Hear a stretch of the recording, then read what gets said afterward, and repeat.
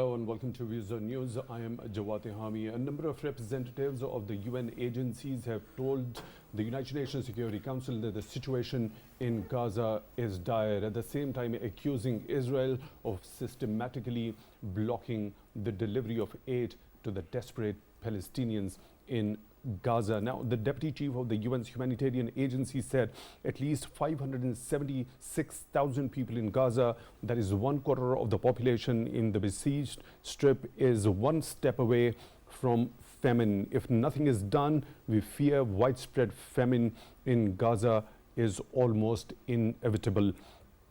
Likewise, World Food Programme's Deputy Executive Director told the UN Security Council if nothing changes, a famine is imminent in northern Gaza. At the same time, United Nations Secretary General spokesman says hundreds of trucks carrying aid were ready and waiting at the border between Gaza and Egypt. On the other hand, Israel has denied blocking the aid delivery towards the people in Gaza. At the same time, we have seen its staunchest ally, the United States of America, urging Israel to keep the border crossings open for the delivery of the humanitarian aid. We also see Israeli forces continue to pound various parts of Gaza as the International Court of Justice heard that particular case which was brought to it on the request of the United Nations General Assembly on the illegality of the occupation of Israel in the Palestinian territories. Around 52 countries and several international organizations, including the Organization of Islamic Cooperation and African Union, have presented their particular stance on the ramifications of Israeli policies in the occupied Palestinian territories also. We have also seen Israeli Prime Minister Benjamin Netanyahu, while citing a Harvard-Harris poll showing that 82% of American public supports Israel, says this gives us more strength to continue the campaign until complete victory. Now, his comments came after US President Joe Biden said a ceasefire is likely by next Monday, at the same time warning Israel about its campaign that it could lose the international support. Officials from both the White House and the State Department have said significant progress regarding that particular ceasefire has been made, and that particular deal for a ceasefire will allow perhaps a 6-week pause in the fighting. At the same time, we have seen Qatar's foreign ministry spokesman saying Doha was going to push for a pause before the beginning of the holy month of Ramadan, and felt hopeful, not necessarily optimistic. All these developments regarding the situation in Gaza are for discussion in today's Views on News. For that, we are honored to have been joined in the studio by Mr. Sarfraz Ahmad Rana. He's foreign policy expert. Mr. Rana, thank you very much for your time, for being with us on the show tonight. Really appreciate that. Also, at the same time on Skype, we are honored to have been joined by Brigadier retired Shahid Jagir. He's senior analyst. Brigadier Jagir, thank you very much for your time, for being with us on the show tonight. Really appreciate that. Mr. Rana, if you allow me, let me begin the discussion with Brigadier Jagir. Brigadier Jagir, now a number of UN agencies have told the United Nations Security Council as to the situation that is worsening with every single passing day due to that particular reign of terror and the brutality that has been unleashed by Israeli regime and its defense forces on the innocent people in Gaza. Now, 576,000 people are on the verge of facing a famine that happens to be 1/4 of the total population over there. What does that mean? Where do you see this whole equation heading in the immediate future? Bismillah ar-Rahman ar-Rahim. Thank you very much for inviting me on your program. I will start by saying this thing, that it's absolutely inhumanity on the part of Israel and the nations which are supporting Israel with arms, ammunition, money, and everything. About say 229,870 people, most of them are women and children, have been killed. And the worst part is that the shelling is being done on the children which are waiting in the queue for the food. That's absolutely, history does not tell any example of this. And the way the Israel is showing its attitude of not coming to the truth is ununderstandable. And more than that, what is disturbing for the world is that the United Nations Security Council, which is the highest body in the world to solve the international problems, it has not been able to do anything, because every time uh, the countries having the veto power, reject any resolution which is moved in the United Nations General Assembly in support of the Palestinians. So this is a thing which is absolutely inhuman, uncalled for, and this will lead to many problems in the world in the time to come. Uh, it is leading to the greater Israel, which will be a problem for the world and for the Middle East especially. And also, it will have effect on the Red Sea and Suez Canal, which, if this dispute aggravates, it can lead to a big financial crisis in the world. So this is not only a problem of our country, it's a world problem. The world must see from that angle, uh, uh, because one, that so many children and women have been killed. They are denied with their rights of having the aid. The US aid agencies have stopped their aid in the last couple of weeks because of the continuous air bombardment of Israel. So if the aid does not come, these people will starve. And as per the report, there are uh, about 600,000 people, mostly women and children, which are going to face the famine, which is a big crisis looming, a man-made crisis. And there is nothing being done so far by the big powers, which is very, very alarming. Right, Brigadier Jagir, now on one side we see a number of representatives of the United Nations agencies telling the UN Security Council as to the situation, and Israel involved in systematically blocking the delivery of aid towards the people in Gaza. There's been a denial by the deputy UN representative over Israel. He says there hasn't been any effort on that particular front by Israel, and there is, let me quote him, that there is no limit to amount of humanitarian aid that can be sent to the civilian population of Gaza, adding that since the beginning of 2024, only 16% of the requests to deliver aid, and those were due to the risks that the shipments could end up in the hands of a certain Palestinian group against which it has launched that particular campaign. How do you analyze this particular denial and this particular statement?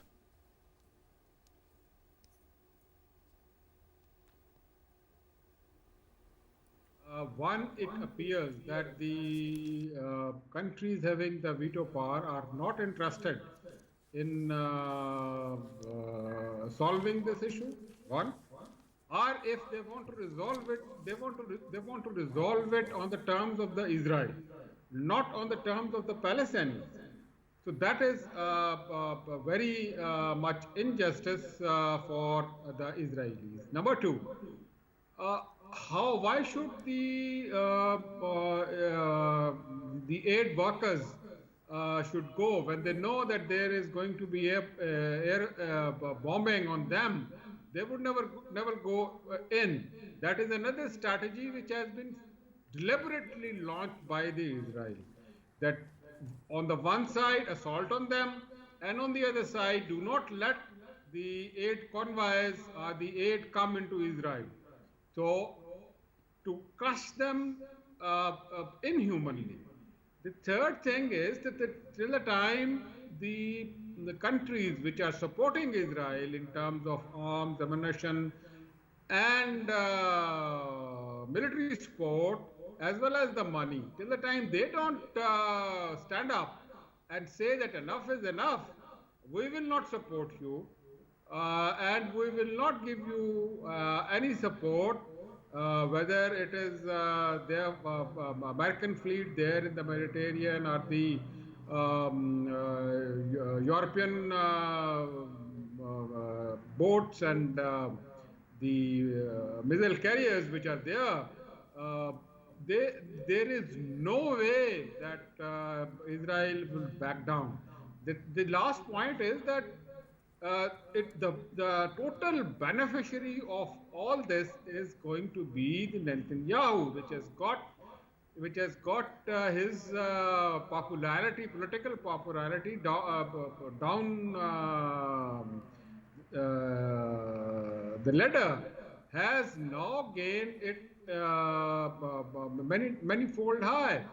And the population census which you were talking, yes, there is one census which says that 80% of the Americans do want, but look at the actual on ground. Why, if the 80% wants that, why there are demonstrations in America and the Europe? Right, Brigadier Jagir, a very important point made. I'll come back to take your detailed understanding of this particular poll now, which has been referred to by the Israeli Prime Minister Benjamin Netanyahu. I'll take your detailed view regarding that later in the show. Let me proceed with the discussion, Mr. Rana. Now, these statistics which have been shared with the representatives of the number of UN agencies telling the United Nations Security Council about the kind of humanitarian situation due to Israel's intentional and systematic blocking of humanitarian aid towards the people in Gaza.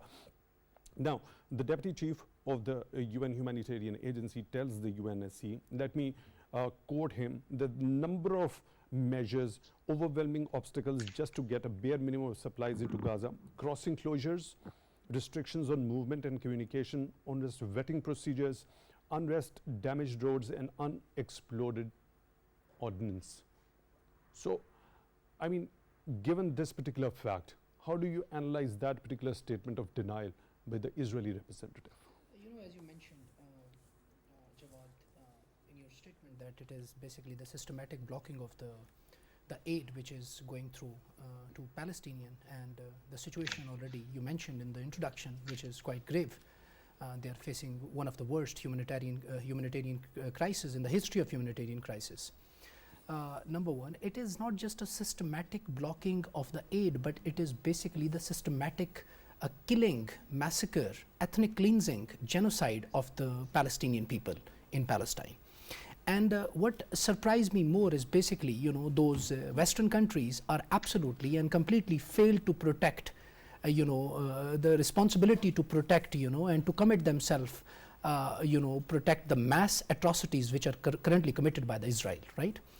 And, there was a summit in 2005, and the massive strength of the head of the state, basically, who came to attend this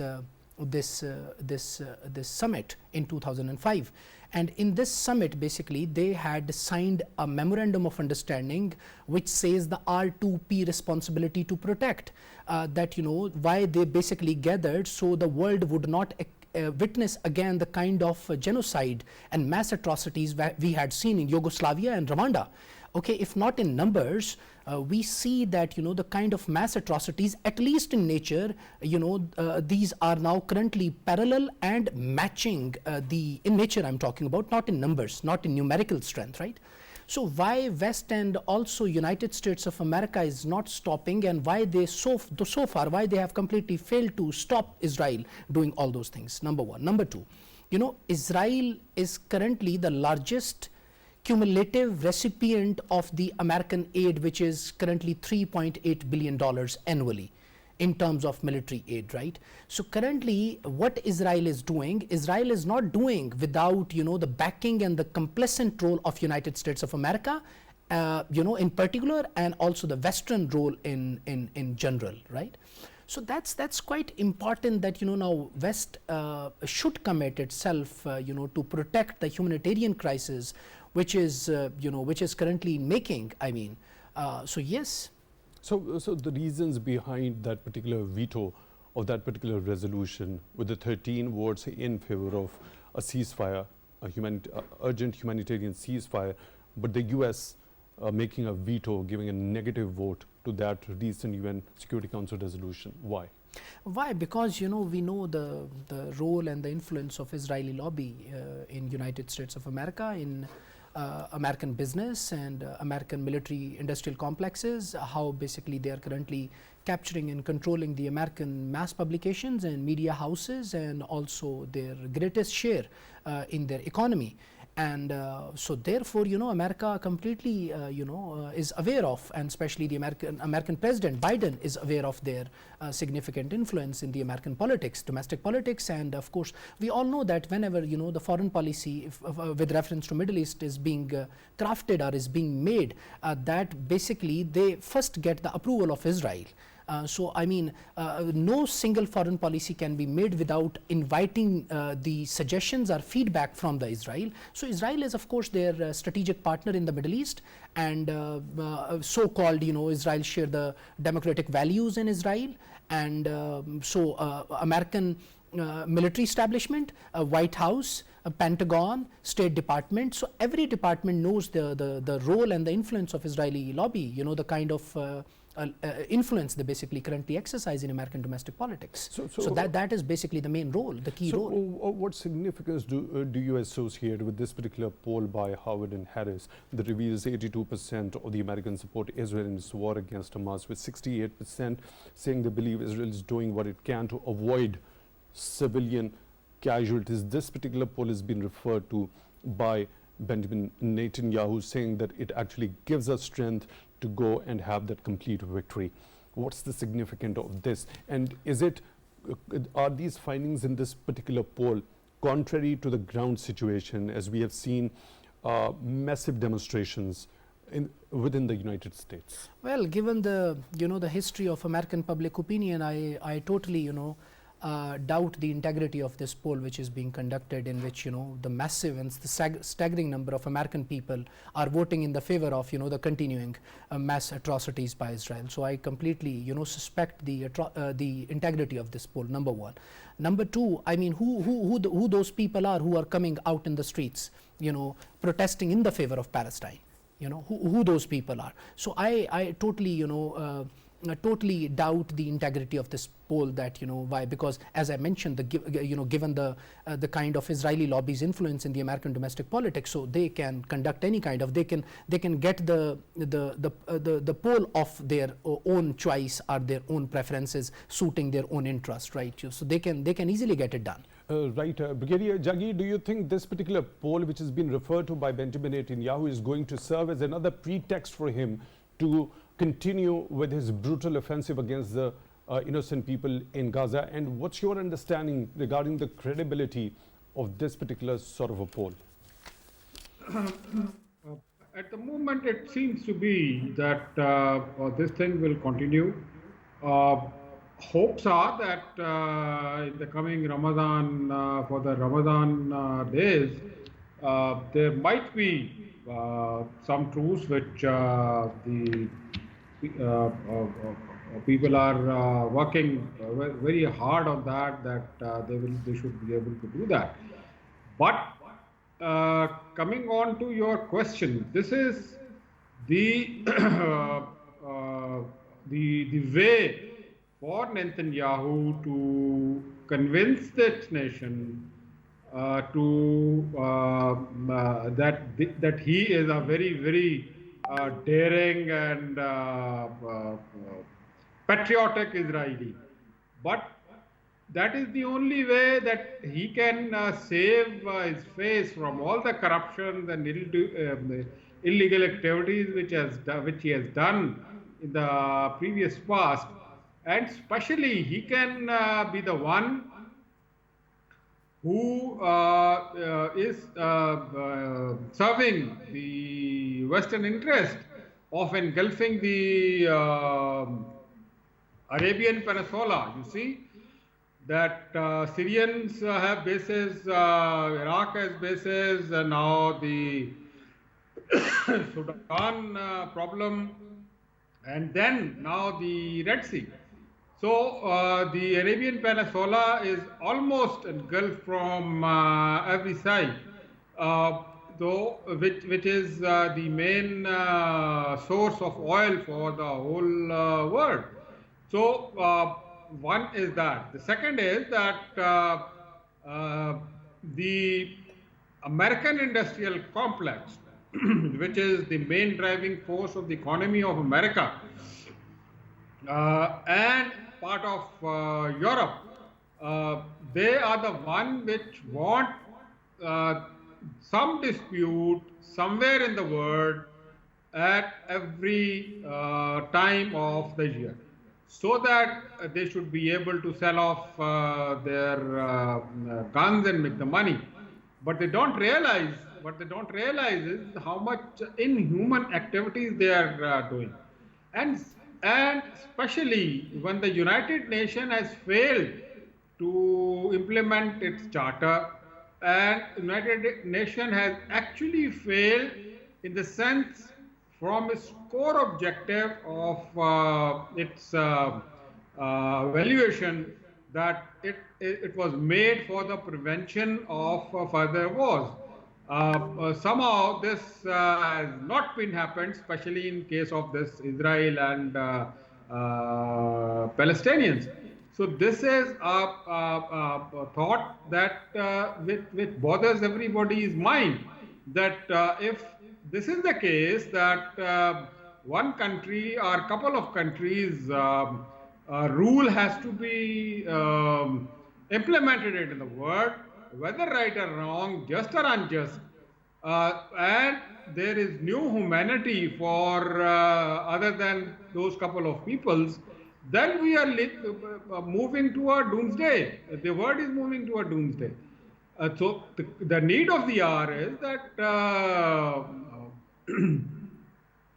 they should all sit together and call it enough is enough.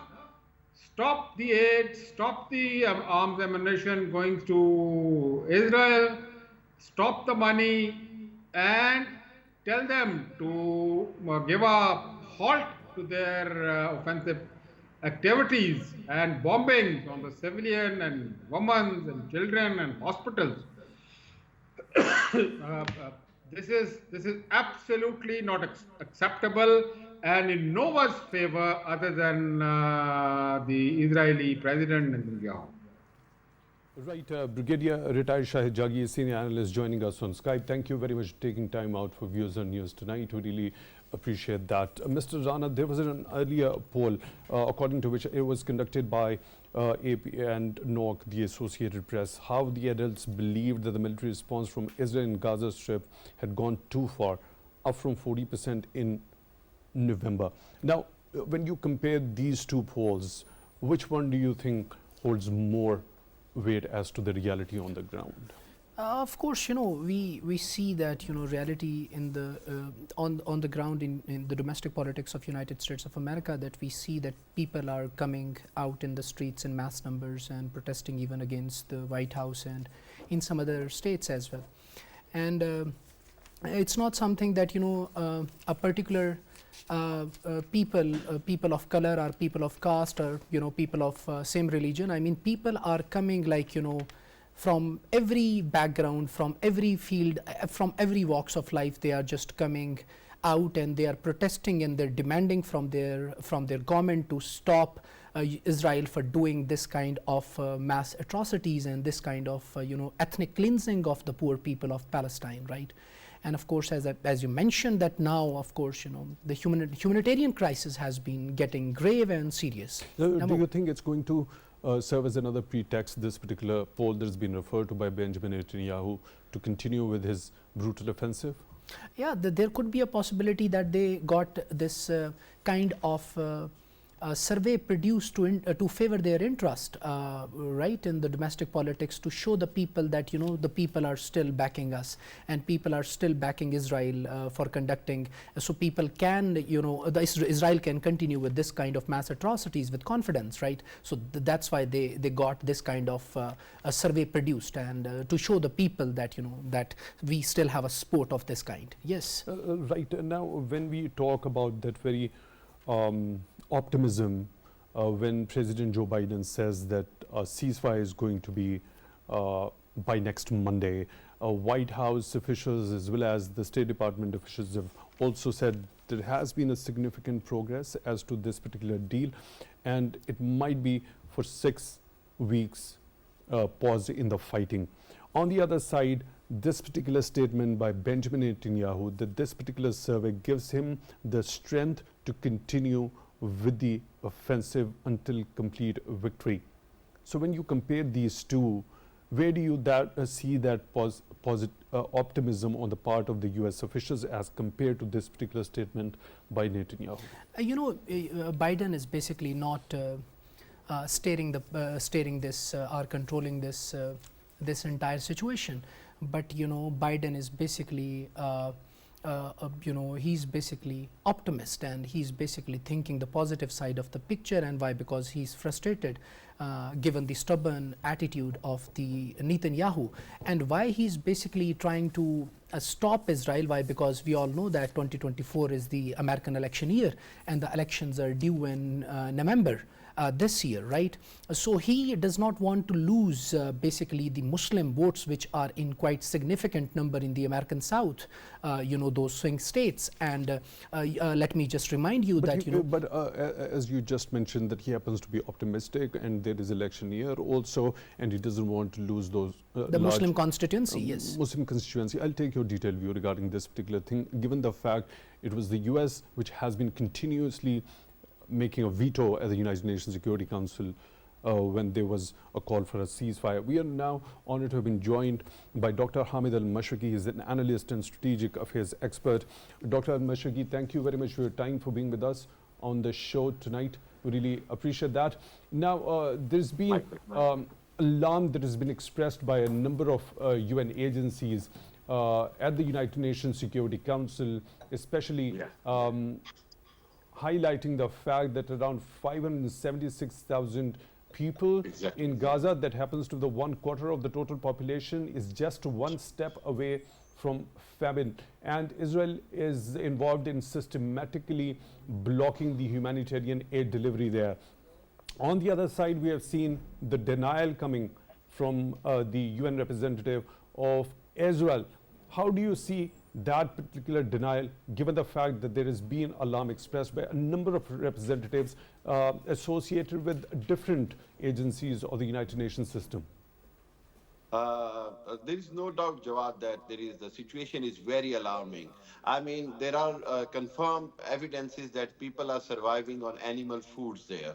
And I mean, 1.5 million refugees in the area of Rafah are living worse than ever. I mean, it is worse than living in a prison or in any hostile situation. So, I mean, there is no doubt it is already a humanitarian crisis there, and the world needs to take some action. I mean, no matter what Israeli spokesman or their representative is saying, the reality is that Palestinian and the people of Rafah, Gaza, are near and on the verge of a big tragedy due to the food crisis, due to the crisis of medical aid, due to the crisis of, all kinds of aid. On top of it, the bombardment is continued. And I mean, as per the latest, figures from the Palestinian Ministry of Health, there are over 30,000 people who have been killed. 8,000 of them are children, and then 5,600 are women.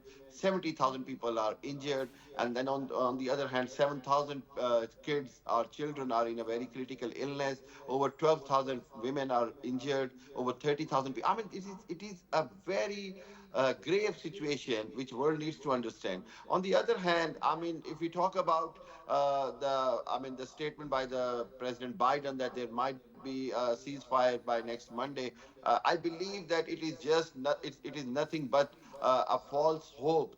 And to the rest of the world, while I mean, no matter whatever the situation or how stubborn Netanyahu is, they know that the American, the lobby is supporting Israel, and that's why Netanyahu and Israeli government is doing what they want to do in a continuous genocide of Palestinian. But there is no way that they can do without support, and I would say the encouragement from the Americans. I mean, no matter what they say to the public, there is no doubt about it that now this is the time for Americans to put a hold on it, to put a stop on this ongoing, genocide of Palestinian. And if you look at the entire situation, in the region, I mean, what America is trying to do is giving all the way, free hand to Israeli people. They're giving them further aids to Israel. America has given, more weapons and other things to Israel. Then they are supporting them on the Red Sea and other areas of the Gulf region. So, I mean, it is as much as we blame Netanyahu and Israel for all the genocide and the crisis in Palestine, it is equally responsibility of Americans and British government as well, who are supporting them unconditionally. If there will be no support for them to Israel, the Israel must have to stop it. And I mean, they have to reach on a agreement of ceasefire. But the matter is that the continuous loss of lives, a collateral damage, a human life, loss of children, loss of women, loss of a 80-year-old woman holding a white flag in her hands. So, I mean, it is the time when all the world has to come together and stand behind the people of Palestine and Gaza. Sadly, I have to mention it that OIC could not do anything, Arab League could not do anything, Muslim leaders could not do anything but giving few statements. That is the fact which we have seen. That's why I'm always emphasizing that it is the need of a Muslim organization such as M8, Muslim 8, eight powerful Muslim countries who can influence the rest of the world. And these eight countries could be Pakistan, UAE, Qatar, Miss Egypt, and Saudi Arabia, Turkey, Malaysia, Indonesia. OIC platform is not giving or supporting the cause of the Palestine or Kashmir or other causes. So this is the time to work on some other organization. Right, Dr. AlMashriqi, we've seen since this particular offensive was launched by the Israeli regime on the innocent people in Gaza, there was a detailed understanding on the part of the Organization of Islamic Cooperation with a very detailed document about what the violations were and what were the recommendations. Very comprehensive recommendations were made there also. We have also seen there is a case that is underway, that is being heard at the International Court of Justice on the request of the United Nations General Assembly about the ramifications of Israeli policies on the occupied Palestinian territories. We have also seen after 1 week today, the Organization of Islamic Cooperation Secretary General Hussein Brahim Taha has also once again reiterated OIC's position for lasting peace, going towards a two-state solution. We have also seen Pakistan also giving that stance at this particular hearing. Also, a number of other Muslim countries and also a group of 22 Arab nations have given their stance regarding the illegality of the nature of occupation of Israel on the occupied Palestinian territories. So you have suggested what else the Muslim countries in consensus need to do further regarding this particular conflict. Right, so let me proceed with the discussion. When you specifically talk about a false hope, the optimism that is being expressed by US President Joe Biden as to a ceasefire by Monday the next, why this false hope? Why do you call it a false hope? And when you also mentioned there has been an unequivocal support on the part of the Western nations to Israel in terms of the diplomatic support as well as in terms of supply of arms and ammunition as well as aid towards Israel, what larger interest does this particular unequivocal support of the US and Western allies serve for them in the longer run? Jawad, there are two very important aspects of your questions. First, the reason it is a false hope that, I mean, it is a continuous thing. They have been talking about ceasefire for the last 4 weeks, and they've been keep saying it. American administration, whether it is a foreign office spokesperson or others, that they are keep trying it, and there is a hope. Eventually, Israel has to do the ceasefire. So if it is going to be on Israel's term, it is not a good. It is not like Joe Biden is doing any favor. So if it is going to be on their term, then it will be eventually ceasefire. But the lot of damage is already been done. That is my point. Secondly, the interest, it is about the strong hold of Jewish lobby in the Western governments, in the Western businesses. It is the fact that how that the Jewish lobby is controlling whether it is American Congress, whether it is American Senate. If you look at their resolutions and the way America vetoed two recent resolutions in United Nations in the Security Council because of the ceasefire. If the Americans would be really serious to ceasefire in time, they would have never vetoed those resolutions which has been presented in last 2 months. So I believe that the reason why I always call it is a false hope, that there is a certain targets which has been set by the Netanyahu, and that those targets are certain number of killing of innocent people, which is already crossed 30,000. So eventually they will go for ceasefire, but it will not be like on the terms or with the pressure of Americans. It will be like on the terms and on the wish of Netanyahu. That is my point. Lastly thing I would say, that I appreciate what OIC is doing, what Pakistan and other countries are doing, but there is a lot more can be done. I mean, there is a thing that we can talk about, the sanctions on Israeli government. We can talk about the revisiting the diplomatic relations, who with such as UAE and other countries, they have restarted their diplomatic relations or established their diplomatic relations. And as far as ICJ is concerned, we all know that it is all due to the mainly effort from the South African government, because they have been suffering of apartheid, and they know what apartheid is and how it is felt for a nation. So I mean, there was a great initiative by the South African government in The Hague. They presented the case wonderfully. The decision and the verdict, temporary verdict, came against it, but still Israel is not stopping it because of the support of Americans and Western world. Right. Now, the role and the responsibility of International Court of Justice, Dr. Al-Mashriqi. Now, today there was also a stance that was put forth by the African Union also. Let me quote it, that it called, the representative of the African Union said that nothing can justify the unspeakable suffering and horrors inflicted on the population of Gaza, and Israel's ruthless war machine had led to widespread destruction of Palestinian properties, hospitals, and places of worship. And this particular case was a chance for the court to end Israel's impunity. Now, this particular argument has been presented in a case that is different, that has been instituted at the ICJ, from which Israel backed out and didn't actually accept appearing in this particular case. It's different from that that was instituted by South Africa at the ICJ. But looking at this particular statement by the representative of the African Union, that this case was a chance for the court to end Israel's impunity, how hopeful are you regarding the responsibility of ICJ, regarding the illegality of Israel's occupation on Palestinian territories?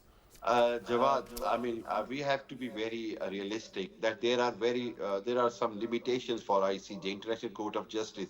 There are very limited powers or authority it holds. It is more a moral authority than an implementing court, a court which can implement its orders or verdicts. So I mean, it is indeed rest of the world's responsibility. Yes, ICJ must give their verdict, must stop impunity of Israeli forces. But as the matter of fact, we have seen in past as well, there were a lot of decisions given by International Court of Justice.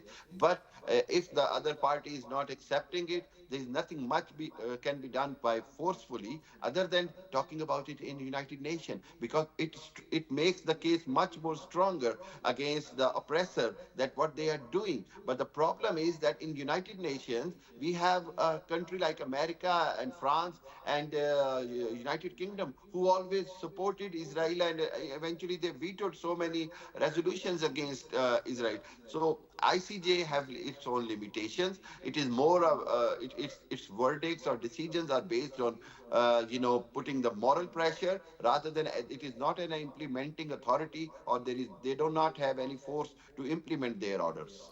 Right, Dr. AlMashriqi, now the failure of the United Nations Security Council, whose resolutions are binding on the parties about which the resolutions are made. Of course, we have seen a repeated pattern on the part of the United States making a veto or giving a negative vote to all those resolutions in the recent past, thrice, which called for an urgent humanitarian ceasefire there.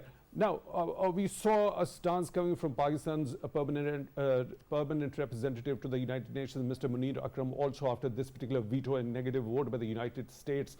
This particular negative vote was also criticized by and large by many of the nations. Now, Pakistan stance has been about democratization of the United Nations Security Council. Pakistan hasn't been in the favor of enlarging the permanent membership of the United Nations Security Council.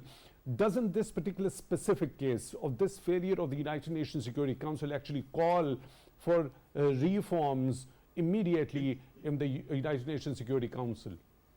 Definitely. I mean, Jawad, I have said on a different international platforms as well that the way misuse of veto power and only few countries are in Security Council, the way they are running it is going United Nations is going to lose its reputation and its utility and the purpose of it, that to provide the justice to across the world. It has become like a proxy for some of the countries, and people and the rest of the world cannot rely on United Nations anymore because of the current situation. I mean, that is the very fact that if there will not be an immediate, change or address to these issues, I would say that, the point which United Nations was established, people will lose their trust on it. I mean, if you look at the United Nations, it has not resolved any I would say